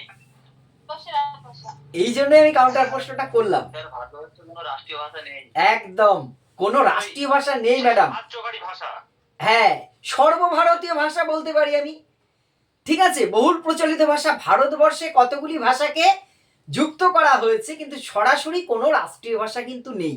এই ছোট ছোট বিষয়গুলো, আপনার এই ভুলটা সামান্য ভুল, কিন্তু ওই যে কাউন্টার প্রশ্ন আপনাকে বিধিয়ে দিতে পারে, তখন ওই একটা প্রশ্নের জন্য বাকি প্রশ্নগুলো খারাপ হয়ে যেতে পারে, সেই জন্য আমি কাউন্টার প্রশ্নটা আপনাকে করলাম, আপনার উত্তরে কোনো ভুল নেই, ঠিক আছে, অসুবিধা নেই। আচ্ছা স্যার আমি একবার বলবো স্যার, বলুন বলুন। স্যার থ্রি ল্যাঙ্গুয়েজ ফর্মুলা দুটো ভাগে ভাগ, একটা হচ্ছে হিন্দি স্টেটে আর একটা হচ্ছে নন হিন্দি স্টেট, যেগুলো হিন্দি স্টেটে 3খানা ভাষা হচ্ছে, একটা হচ্ছে মাদার টাং, তার মানে তারা তাদের মাতৃভাষা হিসাবে হিন্দিকে চুজ করবে, সেকেন্ড ল্যাঙ্গুয়েজ হিসাবে ইংলিশ, এবং থার্ড ল্যাঙ্গুয়েজ হিসাবে আদার যে কোনো যে 23টা ভাষা আছে আমাদের আর সেইগুলো। আর নন হিন্দি স্টেটে কি হবে, একটা মাদার টাং, যেমন আমরা আমাদের পশ্চিমবঙ্গে বাংলাটাকে চুজ করেছি, সেকেন্ড ল্যাঙ্গুয়েজ হিসাবে ইংরেজি, এবং থার্ড ল্যাঙ্গুয়েজ হিসাবে আমরা এই বাংলা এবং ইংরেজি বাদে আর যে কোনো একটি ভারতীয় ভাষা, প্রাচীন ভারতীয় ভাষা হতে পারে সেটা। ঠিক আছে। সুতপা জানা, হ্যাঁ স্যার বলুন। বলুন। রাধাকৃষ্ণন কমিশনের নাম তো শুনেছেন? হ্যাঁ স্যার। আপনাকে ডিরেক্ট কোশ্চেন করছে, এমন হতেই পারে। আচ্ছা, রাধাকৃষ্ণন কমিশনের সদস্য কজন ছিলেন? স্যার রাধাকৃষ্ণন কমিশনের 10 জন সদস্য ছিলেন, তার মধ্যে 7 জন ভারতীয় ছিলেন এবং 3 জন বিদেশি সদস্য ছিলেন। সম্পাদক কে ছিলেন? স্যার নির্মল কুমার সিদ্ধান্ত ছিলেন রাধাকৃষ্ণন কমিশনের সম্পাদক। বাহ, বেশ, ঠিক আছে। এই তো মোটামুটি ঠিকঠাক আছে, আমাদের অসুবিধা হবে না। সুজাতা মল্লিক,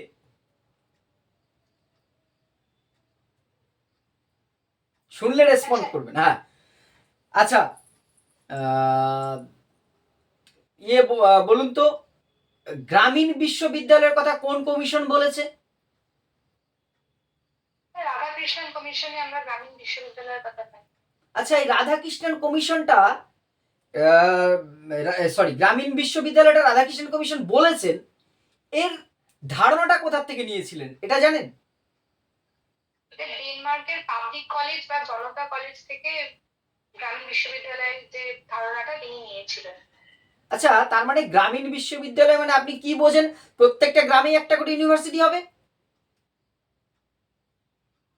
যেহেতু এটা পুরোপুরি স্বাধীনতার পরবর্তী পর্যায়ে আর কি একটি কমিশন, তো সেক্ষেত্রে সেই হিসেবে তো আমাদের উন্নতি, শহর বা শহরাঞ্চল তো সেইভাবে উন্নতি হয়নি, গ্রাম অধ্যুষিত রয়েছে। ডিটেলস নয়, আপনাকে কিন্তু এখানে এসএকিউ টাইপের প্রশ্ন করা হচ্ছে, ঠিক আছে? আচ্ছা, আপনি কি মানে প্রতিটা গ্রামেই কি ইউনিভার্সিটি হবে একটি করে?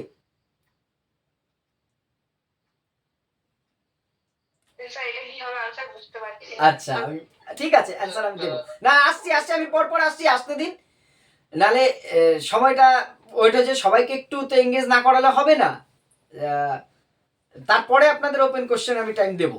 ওকে, সুধৃতি বলুন তো, প্রত্যেকটা গ্রামেই তাহলে বিশ্ববিদ্যালয় হবে তো? স্যার না, প্রত্যেকটা গ্রামে বিশ্ববিদ্যালয় হবে না। তাহলে কেমন হবে বিষয়টা? আমার মনে পড়ছে না, পড়াশোনা কিছু। স্যার এটা আমি বলবো, বলুন। এই আচ্ছা, আমি আসছি, আমি আসছি, দেখি বাকিদের। আপনারা বেশিরভাগই জানেন, আমি জানি, সেটা নিয়ে কিন্তু এই ছোট ছোট বিষয়গুলো, এই যে চাপের মুখে কেমন গুলিয়ে যাচ্ছে, ইনারাও জানেন। এই সুধৃতি বলুন, সুজাতা বলুন, এরা জানে না তা কিন্তু নয়। যখন বলবো তখন লো। সুব্রত দাস, এই দেখো, মাহবুল এখন জয়েন হচ্ছেন, শেষ হয়ে যেত। সুব্রত দাস পারা যাবে? হ্যাঁ স্যার বলুন। হ্যাঁ, ওই যে প্রশ্নটা করলাম সেটাই। প্রত্যেকটা গ্রামেই কি বিশ্ববিদ্যালয় হবে? স্যার প্রত্যেকটা গ্রামীণ এলাকায় বিশ্ববিদ্যালয় দেওয়া সম্ভব নয়। গ্রামীণ কিছু কিছু এলাকায় দেওয়া হবে, যাতে সমস্ত আশেপাশের যে গ্রামীণ এলাকাগুলো রয়েছে তাদের সেই সমস্ত অঞ্চলের শিক্ষার্থীরা যাতে শিক্ষার সুযোগ পায়। মোটামুটি ঠিক আছে। আচ্ছা, শুভেন্দু ঘোষ, হ্যাঁ স্যার। সুব্রত বাবুর উত্তরটা ঠিক আছে? এটা আমার ঠিক এই মুহূর্তে মনে পড়ছে না স্যার। দেখুন, একটা কমন জিনিস দেখেছেন, কতজনের মধ্যে গুলি যাচ্ছে, সবাই কিন্তু জানেন। আচ্ছা, শুভেন্দুকে আমি এই প্রশ্নটা তোলা থাকছে, আমি উত্তরটা এখনো নিচ্ছি না কারো কাছ থেকে, আপনাকে আরেকটা প্রশ্ন করছি। মুদালিয়ার কমিশনের মধ্যে শিক্ষার কাঠামোটা কি ছিল? স্যার মুদালিয়ার কমিশনের মধ্যে শিক্ষা দুটো কাঠামো দিয়েছিল, একটা হচ্ছে 5+3+3, আরেকটা ছিল স্যার 4+4+3। এটা দুটো কাঠামো আলাদা করে বলবো না, কাঠামোটা ছিল, আপনি কিন্তু সঠিক উত্তর দিয়েছেন, 5+3+3 অথবা 4+4+3। তার ব্যাখ্যাটা আমরা জানি যে 4 বছর অবধি কোনো কোনো প্রাইমারি স্কুলে আছে, কোনো কোনো প্রাইমারি স্কুলে 5 অবধি আছে, এই জন্য ওইখানটা 4/5 আসছে। ওকে, কাঠামো কিন্তু সেই অর্থে সে একটাই, কারণ 11 বছরের কাঠামো।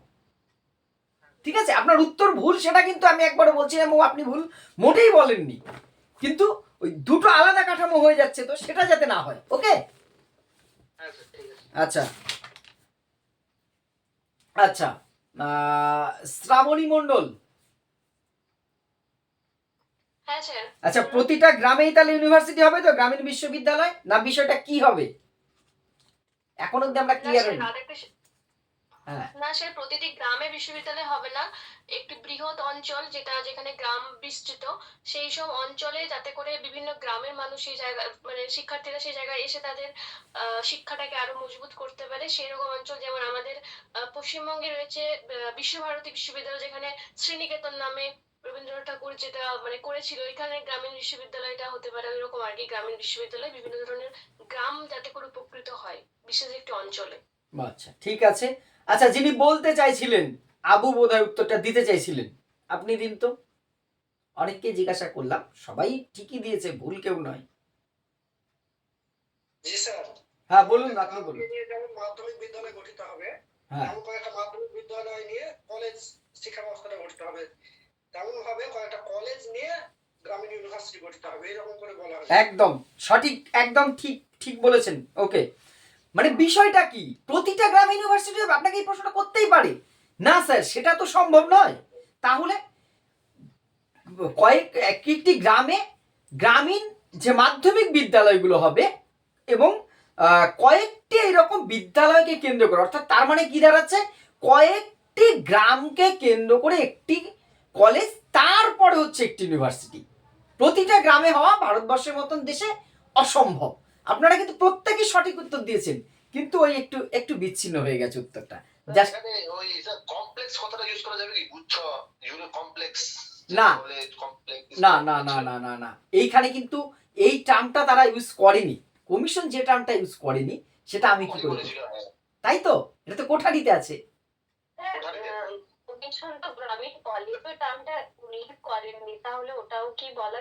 না, গ্রামীণ কলেজ বলেননি, কিন্তু বলেছে কয়েকটি বিদ্যালয়কে কেন্দ্র করে হবে একটি কলেজ, তাকে কয়েকটি কলেজকে কেন্দ্র করে গ্রামীণ বিশ্ববিদ্যালয়। ওকে, কিন্তু স্কুল কমপ্লেক্স এটা একটা টার্ম আমাদের এডুকেশনে বহুল প্রচলিত, কিন্তু এটা নিয়ে প্রশ্ন আসে আমাদের, সেটাকে আমি একটা কমিশনের স্ট্যাম্পকে অন্য কমিশনে তো দিয়ে দিতে পারি না। আচ্ছা নেক্সট আসছি, সায়না মুখার্জি।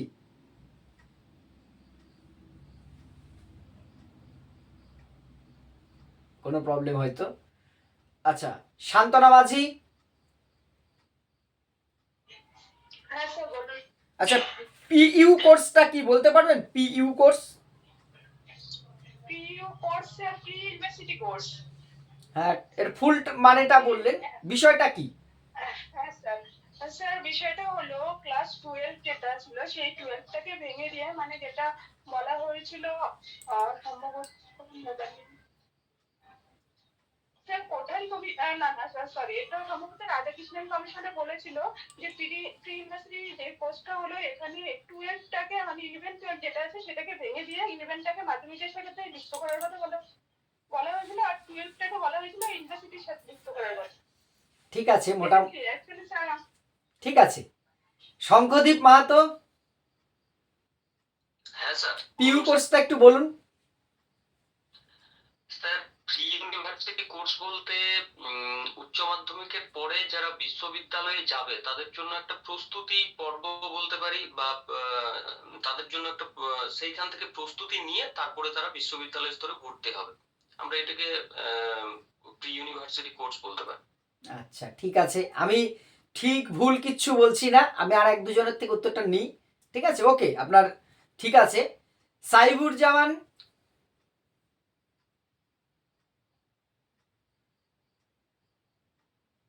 আচ্ছা, সাফাস এইচ দেওয়া আছে, এবার অনেকেরই নামটা তো হয়তো অন্য নাম, সাফাস বা সফাস, SFS, কোনো প্রবলেম? রাশিদ আক্তার।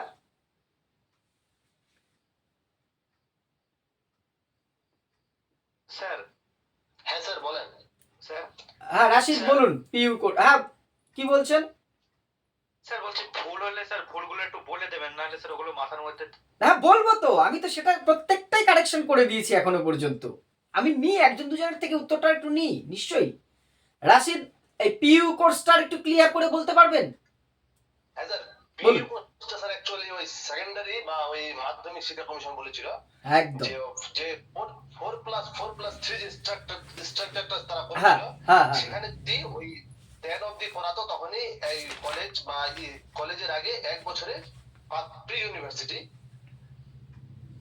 বাহ, অনেকটাই ক্লিয়ার হয়েছে। রাজকুমার বাবুর কাছে যাই, তারপর আমি আর একটু বলবার চেষ্টা করবো এটা নিয়ে। রাজকুমার বাবু, এটা নিয়ে বলুন। প্রি ইউনিভার্সিটি কোর্সের কথা মডেলের পিছনে বলা হয়েছে। তো মডেলের কমিশনে প্রথমত বলা হয়েছে যে 12 বছরের মাধ্যমিক শিক্ষা হবে। তো যদি সম্ভব না হয় তাহলে ওটাকে আমরা 11 বছর করতে বলা হয়েছে, এবং 1 বছরের বিশ্ববিদ্যালয়ে পূর্বের একটা প্রস্তুতিমূলক কোর্স, যেটাকে বলা হয় প্রি ইউনিভার্সিটি কোর্স। একদম, বাহ, বেশ ভালো হয়েছে। ওকে, কি হয়েছে ব্যাপারটা যে 11 বছরের মাধ্যমিক শিক্ষার কথা বলা হলো, 10ম শ্রেণীযুক্ত যে বিদ্যালয়গুলো, সেই 10ম শ্রেণীযুক্ত বিদ্যালয়ের ছেলে মেয়েরা তাহলে কি করবে? তাহলে তারা যদি কলেজে ভর্তি হয়, ইউনিভার্সিটিতে ভর্তি হয়, তাহলে তো 1 বছর কম পড়ে আসলো। আর সব স্কুলকে 11 বছরের স্কুল করাও সম্ভব নয়। তখন বলা হলো এই 10ম শ্রেণীর থেকে যারা উত্তীর্ণ হবে তারা 1 বছরের আগে একটা কোর্স করবে কলেজে এসে, তারপরে তাদের সমান হবে। সেই কোর্সটাই হচ্ছে পিইউ কোর্স বা প্রি ইউনিভার্সিটি কোর্স, মানে 1 বছরের যে গ্যাপটা ছিল সেটা পূরণ করবার জন্য। ওকে, আচ্ছা, পূর্ণিমা হালদার।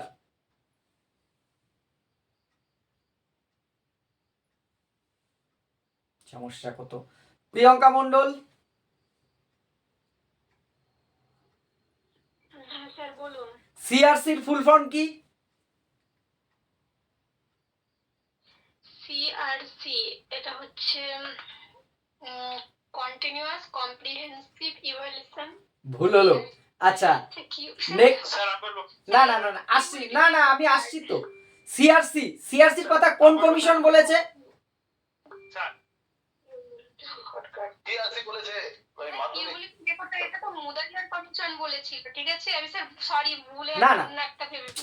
ভুল হতেই পারে, ভুল হওয়াটা শেখার একটা পার্ট। আমি বারবার বলি, সিআরসি হচ্ছে মুদালিয়ার কমিশন বলেছেন। এইবার তাহলে ফুল ফর্মটা কি ছিল? Cumulative record card. ঠিক আছে, একদম। এই ছোট ছোট, হ্যাঁ, বুঝতে পেরেছি। এই ধরনের ভুলটা না হওয়ার কিছু নেই, হতেই পারে।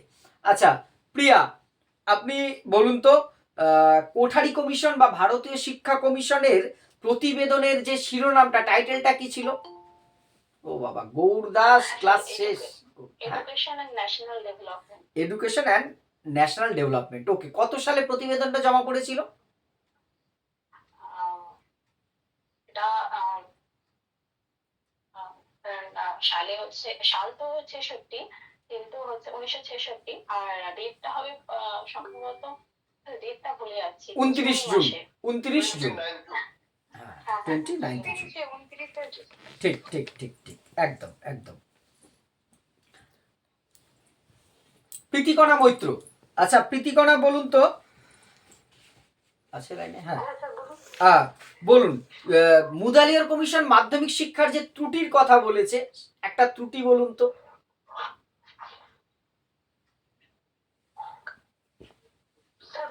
মানে পাঠ্যক্রম হচ্ছে ভেরিয়াস ছিল না। একদম ঠিক, এই জন্য পাঠ্যক্রমে সব পরিবর্তন এনেছিলেন। একদম ঠিক, একদম ঠিক আছে। আচ্ছা, প্রশমী মজুমদার।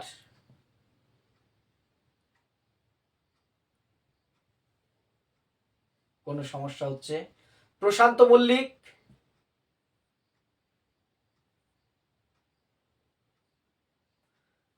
প্রমিতা মাইতি। আচ্ছা, বলুন, রাধাকৃষ্ণন কমিশনের মতে ভারতীয় শিক্ষার দুটো লক্ষ্য। রাধাকৃষ্ণন কমিশনের মতে ভারতীয় শিক্ষার লক্ষ্য হলো, তখন ব্রিটিশরা যখন আমাদের দেশ ছেড়ে চলে যায়, যখন আমাদের দেশ স্বাধীন হয় 1947 সালে, তখন আমাদের মানে শিক্ষা ব্যবস্থার কাঠামো বা নেতৃত্ব দেওয়ার যে দেশ পরিচালনা করার জন্য নেতৃত্ব দেওয়ার একটা মানুষজনের দরকার, উচ্চ শিক্ষিত মানুষের দরকার। এই নেতৃত্ব দেওয়ার জন্য রাধাকৃষ্ণন কমিশন আমাদের আগে শর্ট আউট করুন, পয়েন্ট আকারে বলুন যে নেতৃত্ব তৈরি। ওকে, তারপর এক্সপ্লেনে আসুন। ওকে, আপনার যেটা বললেন এটার পয়েন্টটা হতে পারে কি নেতৃত্বের প্রশিক্ষণ বা যোগ্য নেতৃত্ব গঠন, নেতৃত্ব তৈরি। পয়েন্টটাকে আগে বলে তারপরে এক্সপ্লেন করুন, ওকে? হ্যাঁ, না এই জন্যই তো আমি এই একদম ইন্ডিভিজুয়ালি কোশ্চেনিং করছি। আমি কেন কোশ্চেন আজকে গ্রুপে ছুটছি না, আমি এভাবেই করার চেষ্টা করছি, কারণ এগুলো তো আমাদের কাটাতে হবে। পিঙ্কি মাঝি,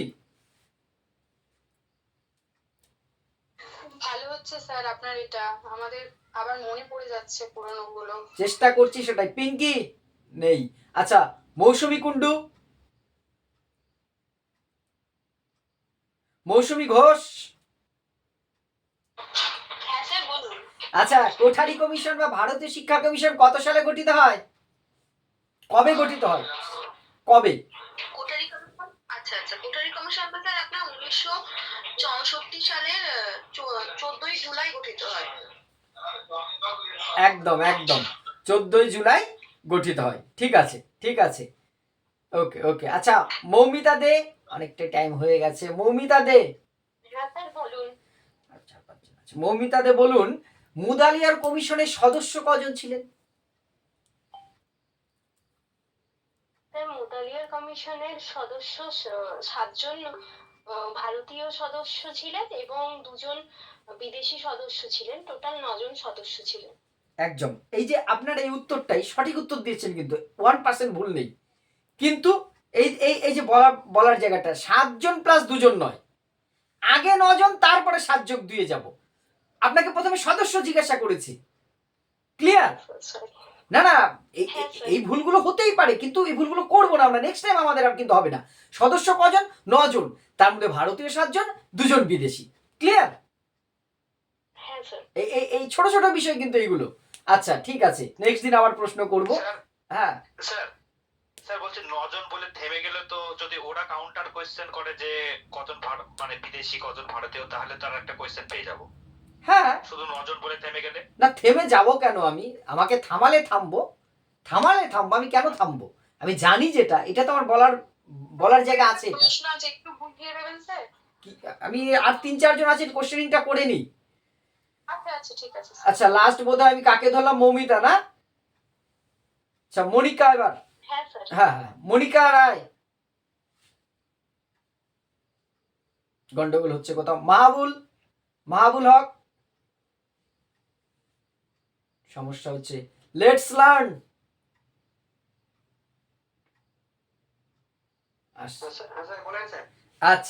আচ্ছা বলুন, কোঠারি কমিশনের মোট সদস্য কজন ছিলেন?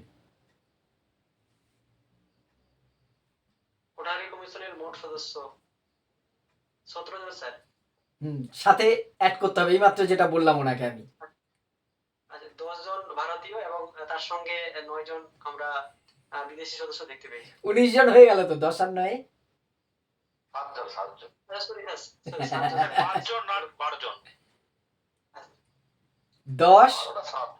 10 যোগ 7, 10 জন ভারতীয়, 7 জন বিদেশি। আচ্ছা, আপনি বলুন, লেটস লার্ন, আপনার নামটা কি?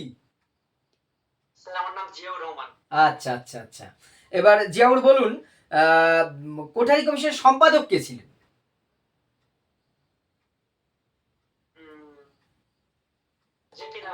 জেপি নায়েক।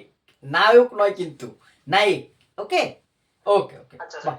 ভালো রেসপন্স করেছেন প্রত্যেক। আর 2 জন বাকি আছেন, 2 জনকে 2টো প্রশ্ন জিজ্ঞাসা করব। কৃষ্ণ না কৃষ্ণা সর্দার? হ্যাঁ, বলুন। উত্তর দিতে গিয়ে সম্ভবত বললাম স্যার, এটা কি বলা স্যার ঠিক হচ্ছে না স্যার? কেমন? না, সম্ভবতটা বলবেন না, কনফিডেন্টলি বলবেন। আমি এগুলো নিয়ে আসবো। এই আপনাদের এই যে আজকে 65 জনকে প্রশ্ন করলাম, আমি অনেক কিছু নোট করলাম খাতায়। আমি এগুলো নিয়ে পরের দিন আসবো, ওকে? আচ্ছা, থ্যাংক ইউ স্যার। হ্যাঁ, আমি পরের দিন আসবো, এগুলো নিয়ে অসুবিধা নেই। কৃষ্ণ বা কৃষ্ণা সর্দার? নেই। লাস্ট এসে খুশবু খাতুন। হ্যাঁ স্যার বলুন। আচ্ছা বলুন, স্বাধীন ভারতের প্রথম শিক্ষা কমিশন কবে গঠিত হয়? হ্যাঁ স্যার, 1948 সালে 5ই নভেম্বর। এই কমিশনের কি নাম? 1949 সালে আগস্ট মাসে রিপোর্ট পেশ করেন। দেখুন, আপনি কিন্তু খুব ভালো উত্তর দিলেন। ফল্ট কি হলো? আপনি গঠনের দিন বললেন, রিপোর্ট জমা দেওয়ার দিন বললেন, কমিশনের নামটা বললেন না। হ্যাঁ স্যার। এই ছোট ছোট মিস্টেকগুলো 1948 সালের 5ই নভেম্বর বিশ্ববিদ্যালয় শিক্ষা কমিশন, সভাপতি ছিলেন ডক্টর সর্বপল্লী রাধাকৃষ্ণন, তাই কমিশনের অপর নাম রাধাকৃষ্ণন কমিশন। তারপরেও আপনাকে না স্টপ করলে বলছি স্যার এতটা কি বলবো, মানে না জিজ্ঞাসা করলে? আপনি এই রাধাকৃষ্ণের কমিশন অব্দি তো বলতেই পারেন, সভাপতির নামটা ছেড়ে দিন। 1948 সালের 5ই নভেম্বর বিশ্ববিদ্যালয় শিক্ষা কমিশন বা রাধাকৃষ্ণন কমিশন, এটুকু আপনাকে বলতেই হবে। আচ্ছা, মোটামুটি প্রত্যেককেই আমি এঙ্গেজিং করার চেষ্টা করলাম। এবার আমি আসবো। স্যার হ্যাঁ স্যার ওই যে বিশ্ববিদ্যালয় শিক্ষা কমিশন হ্যাঁ, রিপোর্টে তো স্যার আছে যে 4ই নভেম্বর, স্যার 4 নভেম্বর না 5ই নভেম্বর? এইটা না একটু না, আমি কনফিউশন আছে স্যার। এই কনফিউশনটা আমারও রয়েছে সাধারণত। হ্যাঁ 5 নভেম্বর স্যার। আমি বলছি যে বইগুলো আমরা পড়েছি সব জায়গাতেই 5 নভেম্বরই পেয়েছি, ইদানিং কিছু বই নাকি 4 নভেম্বর বলছে। এই জন্য আমারও কনফিউশন যে একটু নেই তা নয়। বইতে যেমন একটা দুটো বইতে নিয়ে দিয়েছি 4 নভেম্বর, কিন্তু ওই কমিশনের যে রিপোর্টটা আছে না, ওদের ওয়েবসাইটে রিপোর্টেও বলা আছে যে 4ই নভেম্বর। আচ্ছা, তাহলে সেটাকেই উল্লেখ করবেন বা বলার সময় ডেটটাকে অ্যাভয়েড করে যাবেন। স্যার বলছি রাধাকৃষ্ণন কমিশনের যে গ্রামীণ বিশ্ববিদ্যালয় শ্রীনিকেতনের কথাটা বলা হতো না, ওই জায়গাটাতে কি বুঝতে পারি না, ওটা কি বিশ্ববিদ্যালয় ছিল না বিশ্ববিদ্যালয় হয়নি বলে একটা কোনো, ওইটা একটুখানি খালি বলে দিন না স্যার। শ্রীনিকেতনের সাথে গ্রামীণ বিশ্ববিদ্যালয়ের পুরোপুরি সম্পর্ক নেই। শ্রীনিকেতন অনেক আগে প্রতিষ্ঠিত হয়েছে, গ্রামীণ বিশ্ববিদ্যালয় এসে 1949 সালে রিপোর্টে। শ্রীনিকেতন তো অনেক আগেই তৈরি হয়ে গেছে। গ্রামীণ শিক্ষা কেন্দ্র শ্রীনিকেতন গ্রামীণ শিক্ষা কেন্দ্র একটি। স্যার আপনি যে কোশ্চেনটা ধরলেন মানে গ্রামে কটা ইউনিট হবে বা কোথায় সবাই মিলে কথা বললে কি করে আমি শুনবো বলুন, এই জন্য আমি ইন্ডিভিজুয়াল করে দিয়েছি আজকে। আচ্ছা, আমাকে আর মাইকটা অফ করুন। আমি এবার একটা বলছি, আর সময় নেব না, 9:30 প্রায় বাজতে গেল। দেখুন, যে বিষয়গুলো রাধাকৃষ্ণন কমিশনের স্টার্টিংটা আমরা যদি এভাবে করি, আমি 1 মিনিট করে টাইম নেব। রাধাকৃষ্ণন আপনার প্রত্যেকে ভালো উপস্থাপন করেছেন। দেখুন, সংক্ষেপে যখন বলছে ভারতবর্ষ স্বাধীন হলো কবে, 1947 সালের 15ই আগস্ট। স্বাধীনতার পরে যেটা দেখা গেল, ব্রিটিশরা সাধারণত আমাদের দেশ থেকে চলে গেল। ব্রিটিশরা কিন্তু শুধু আমাদের দেশ শাসন করতো তা নয়, বড় বড় পদগুলোতে সব ব্রিটিশরাই ছিল। ফলে এই দেশ পরিচালনার জন্য যোগ্য উচ্চ শিক্ষিত লোকের কিন্তু অভাব দেখা দিল। এই অভাবটা অনুভব করলেন আমাদের দেশের যারা জাতীয় নেতৃত্ব ছিলেন। তারা তখন বুঝলেন ভারতবর্ষের মতন একটা এত বড় দেশকে পরিচালনা করতে গেলে কি করতে হবে, উচ্চ শিক্ষিত লোকের প্রয়োজন। এই জন্য সেই সময় উচ্চ শিক্ষার উন্নতির জন্য একটা কমিশন গঠন করা হলো। তোমাদের আগের ক্লাসে আমি কমিশন কমিটির গঠন কি সেটা বলেছি, বলে একটু এখানে টাচ করে বেরিয়ে যান। কমিশন বলেছি কি না, 1948 সালের 5ই নভেম্বর সভাপতি করা হলো কাকে, যাকে তোমরা চেনো, ডক্টর সর্বপল্লী রাধাকৃষ্ণন কমিশন। আপনি সেখানে প্রশ্ন করুন, রাধাকৃষ্ণনকে চেনে, শিক্ষক দিবস, এই বিষয়গুলো আসুন। এই যে স্টার্টিংটা জাস্ট এইভাবে আসুন। গ্রামীণ বিশ্ববিদ্যালয় যে, আচ্ছা গ্রামীণ বিশ্ববিদ্যালয় কি, যে রাধাকৃষ্ণন কমিশন তো তোমাদের আমরা সমস্ত দিক পড়িয়েছি। রাধাকৃষ্ণন কমিশনের একটা গুরুত্বপূর্ণ সুপারিশ হচ্ছে গ্রামীণ বিশ্ববিদ্যালয়। এই গ্রামীণ বিশ্ববিদ্যালয়টা কি, দেখো সেই সময় দেখা গেছে ভারতবর্ষের প্রায় 85% লোক গ্রামে বাস করে, কিন্তু বড় কলেজ বা ইউনিভার্সিটি যে কটা ছিল সবই বড় বড় শহরে। তাহলে গ্রামের ছেলেরা কোথায় পড়বে? এটা কিন্তু কমিশন বুঝলো যে গ্রামে অনেকেরই উচ্চশিক্ষার যোগ্যতা আছে, আগ্রহ আছে, কিন্তু প্রতিষ্ঠান নেই।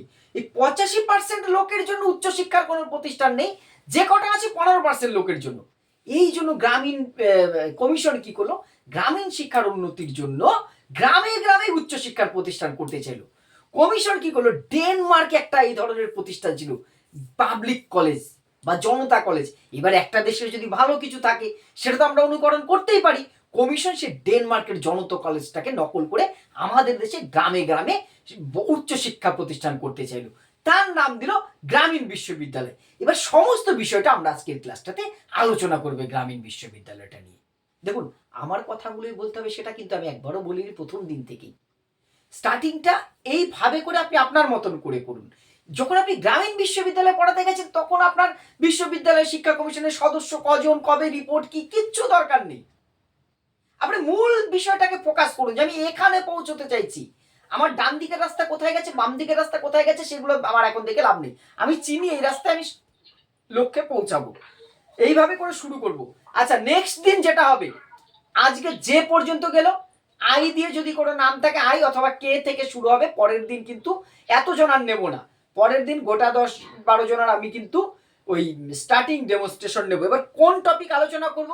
আমরা সাইকোলজিক্যাল টপিকটা আলোচনা করব, মনোবিদ্যা, তারপরে হচ্ছে শিখন কৌশলগুলো যেগুলো আছে এগুলোর ভেতর থেকে প্রাচীন অনুবর্তন, অপারেন্ট অনুবর্তন, গেস্টাল্ট থিওরি, প্রচেষ্টা ভুলের যে তত্ত্ব আছে, সাইকোলজির যে বেসগুলো আছে, এডুকেশন আর সাইকোলজি রিলেশন আছে, এইখান থেকে কিন্তু সাইকোলজির উপরে থাকবো। সেন্সেশন, পারসেপশন, কনসেপশন, সংবেদন, প্রত্যক্ষণ, ধারণা, যদিও ওটা অতটা ইম্পর্টেন্ট নয়, কিন্তু শিক্ষণ কৌশলগুলো ভেরি ভেরি ইম্পর্টেন্ট, একটু দেখে নেবেন। দেখুন, এটা করলে আমার মনে হয় আমাদের একসাথে দুটো কাজ হচ্ছে, জানাও হয়ে যাচ্ছে, রিভাইজও হচ্ছে, ডেমনস্ট্রেশন প্র্যাকটিসটাও হচ্ছে। এবার আপনাদের যদি মনে হয় এই সিস্টেমটা পছন্দ হচ্ছে না, বলবেন, আমি বিকল্প চেষ্টা করব। না স্যার, এটা সবথেকে বেস্ট হচ্ছে। স্যার এটাই ভালো হচ্ছে। একসাথে দুটো হচ্ছে আমি কিন্তু এটা ভেবেই এই সিস্টেমটাকে অ্যাপ্লাই করার চেষ্টা করছি। আর যারা নতুন, হ্যাঁ, যারা নতুন জয়েন হয়েছেন ক্লাসে, এখনো কয়েকজন রিকোয়েস্ট নিতে হচ্ছে, তারা ডেমো বাড়িতে প্র্যাকটিস করে রেকর্ড করে গ্রুপে বা আমাকে ইন্ডিভিজুয়ালি পাঠাবেন এই সপ্তাহের মধ্যে একটা ডেমনস্ট্রেশন আপনার পছন্দ। ওকে,